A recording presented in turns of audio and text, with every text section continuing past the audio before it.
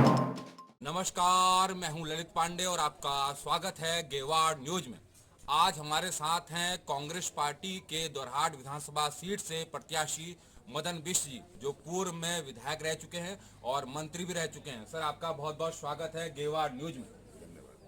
Sir, सबसे पहले तो 2022 का चुनाव, विधानसभा चुनाव शुरू हो चुका है। किन किन मुद्दों पर आप लड़ रहे हैं? आपके क्या क्या मुद्दे हैं? कांग्रेस पार्टी हमेशा विकास के मुद्दों पे ही चुनाव लड़ती है। पहले भी हम विकास के मुद्दे पे चुनाव लड़े थे, अब भी हम विकास के मुद्दों पे चुनाव लड़ेंगे। सर, आपकी जो आप पिछली बार भी विधायक रहे और मंत्री भी रहे, तो आपकी पिछली उपलब्धियां क्या क्या हैं सर?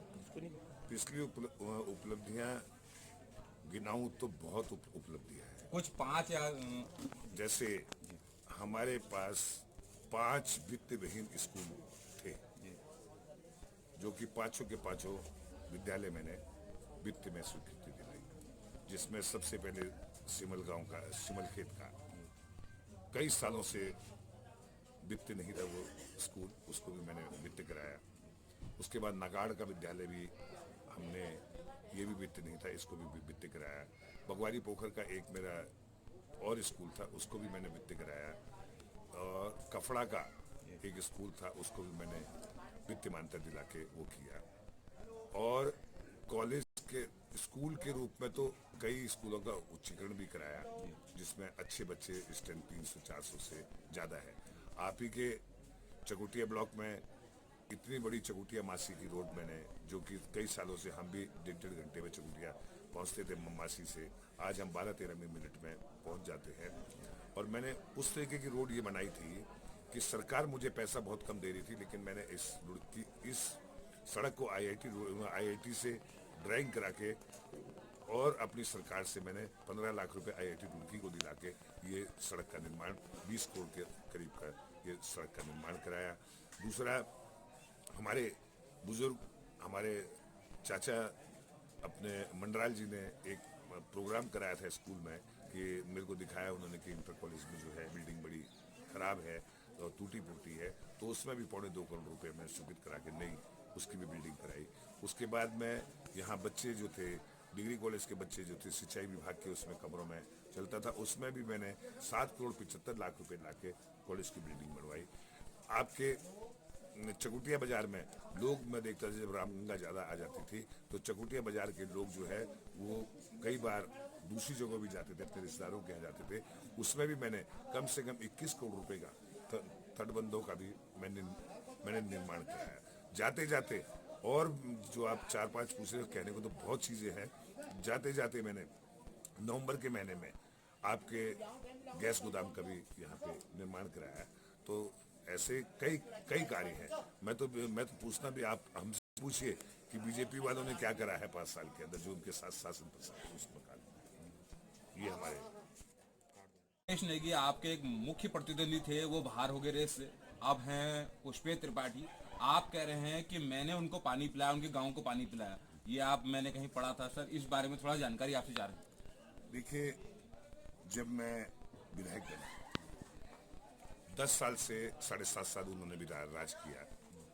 उसके बाद में जब मैं विधायक बना, उसके 1 महीने के बाद में ये लोग धरने पे बैठ गए। जब धरने पे बैठे तो मैं गया 6-7 दिन बाद, क्योंकि मैं विधायक मैं हूँ, सरकार मेरी है और सरकार हमारी है, तो ये काम विधायक का होता है। मैंने पुष्पेश भाई से एक ही बात पूछी कि आप जो है 7.5 साल आप विधायक लाए यार, अब तुम धरने बैठ रहे हो और तुम आज तक तो पानी नहीं ला पाए अपने गांव में।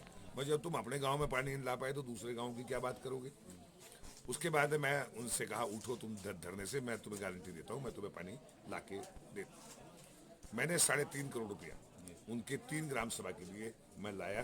अब पानी उनके ग्राम सभा में सुचारू रूप से चल रहा है। सर, उपलब्धियां वो भी अपनी कम नहीं गिनाते हैं, वो भी कहते हैं कि हम दोरहाट, चकोटिया से दोरहाट पानी ले गए। कौन? यूकेडी वाले। उस समय तो हम तो उस समय लाइन में ही नहीं थे। जी। हम तो लाइन में ही नहीं थे, ना हम चुनाव लड़े थे, ना कुछ लड़े थे, और ना हम यहाँ पे हमें सिर्फ हम पार्टी के अंदर थे।